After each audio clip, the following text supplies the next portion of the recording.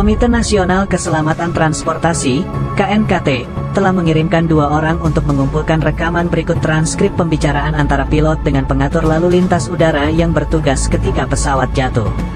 Mereka juga telah mendapatkan data mentah radar pergerakan pesawat.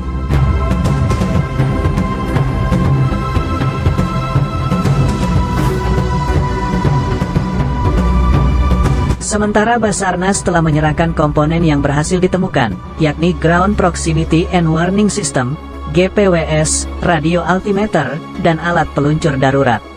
Salah satu indikasi kuat yang muncul dalam kecelakaan ini adalah pesawat mungkin tidak meledak di udara. Saya menduga, jika terjadi ledakan di atas, pasti serpihan berada dalam radius yang sangat luas.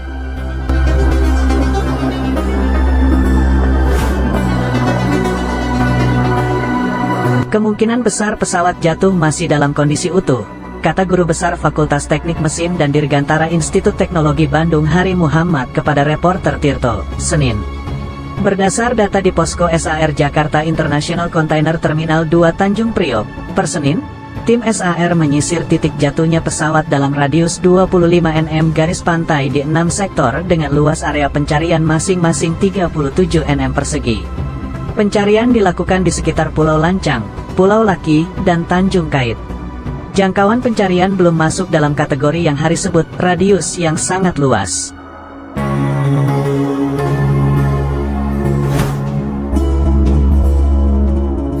Semua itu akan diketahui lebih jelas jika kotak hitam pesawat yang berisi Flight Data Recorder, FDR, dan Cockpit Voice Recorder, CVR, ditemukan dan datanya dianalisis. Lewat FDR, sikap pesawat, ketinggian, kecepatan, kondisi mesin, dan bidang kendali pesawat bisa diketahui.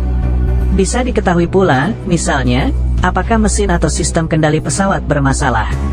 Sementara lewat analisis CVR, yang merekam percakapan pilot dan kopilot, dapat diketahui apakah misalnya seluruh orang dalam pesawat hilang kesadaran karena pesawat terbang menukik dengan kecepatan tinggi. Misalnya semua mesin pesawat itu mati tapi pilot masih sadar, mereka masih dapat menerbangkan pesawat dengan cara gliding. Bila Sriwijaya SJ-182 telah mencapai 10.000 kaki, pilot dapat gliding hingga mencapai Bandara Soekarno-Hatta atau Halim Perdana Kusuma. Pun jika terpaksa, dapat mendarat dan mengapung di laut, ditching. Ditching dalam kondisi seperti ini tidak akan memecahkan pesawat. Bisa juga mesin Sriwijaya SJ-182 masih menyala dan berkekuatan penuh, akan tetapi terbang menukik ke bawah dengan kecepatan tinggi. Kalau hal itu terjadi, dengan kecepatan sebesar itu, akan remuk, katanya.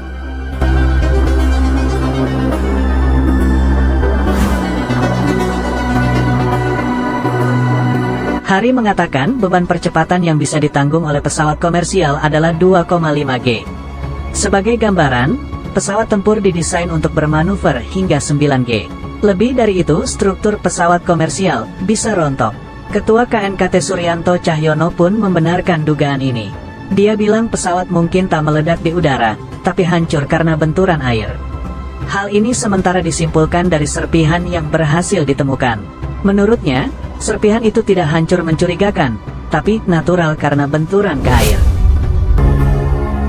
Pesawat rute Jakarta-Pontianak ini diperkirakan jatuh di sekitar perairan Pulau Laki dan Pulau Lancang, Kepulauan Seribu, Jakarta. Pesawat mengangkut 62 orang, terdiri dari 6 awak pesawat dan 56 penumpang, 43 dewasa, 7 anak-anak, dan 3 bayi. Jenis pesawat adalah Boeing 737-500 yang digunakan untuk penerbangan jarak pendek hingga menengah. Telah beroperasi sejak tanggal 13 Mei tahun 1994. Berdasarkan data dari Flightradar24.com, pesawat jatuh atau terbang merendah namun dalam kecepatan tinggi. Dari data yang berbasis Automatic Dependent Surveillance Broadcast, ADS-B, pesawat itu diketahui lepas landas dari Soekarno-Hatta pada pukul 7.35 UTC atau pukul 14.35 waktu Indonesia Barat. Lantas pesawat berbelok ke kanan dan mendaki di ketinggian 10.175 kaki ketika melintasi garis pantai pada pukul 14.39 waktu Indonesia Barat. Detik-detik setelah pukul 14.40 waktu Indonesia Barat, pukul 7.40 UTC, menjadi bagian krusial bagi Boeing 737-524 dengan registrasi PKCLC itu. Pesawat berbelok tajam ke arah kanan. Perlahan ketinggian maupun kecepatannya menurun dalam hitungan detik. Kemudian, pada pukul 14.40, 27 WIB, pukul 7.40, 27 UTC, pesawat yang pernah dioperasikan Continental Airlines dan United Airlines ini mencapai kecepatan tertinggi selama penerbangan, 358 knots. Dalam kecepatan maksimal tersebut, pesawat justru terbang rendah sekali, hanya 250 kaki. Dalam bahasa yang lebih awam, dalam waktu 19 detik, pesawat turun curam dari ketinggian 10.725 kaki menuju 250 kaki.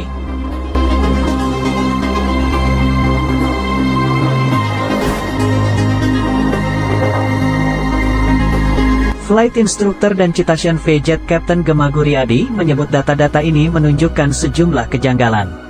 Selain drop dari 10.900 kaki jadi 4.500 kaki, kejanggalan lain adalah pesawat terus berputar ke kiri dan menukik hingga minus 30.000 kaki per menit, lalu pesawat mencoba untuk naik di 22.000 kaki per menit sebelum menyentuh air.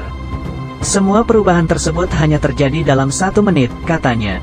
Kemudian, kejanggalan lain, dari yang seharusnya trek jalur 23 derajat, miring 6 derajat dan dalam hitungan detik menjadi 339 derajat. Di sini diketahui bahwa pesawat ketika jatuh dalam kondisi berputar ke kiri. Dari data-data itu dia bilang, muncul dugaan adanya loss of aircraft control, yang benar atau tidaknya, harus dibuktikan melalui FDR dan CVR maupun metode lain secara menyeluruh.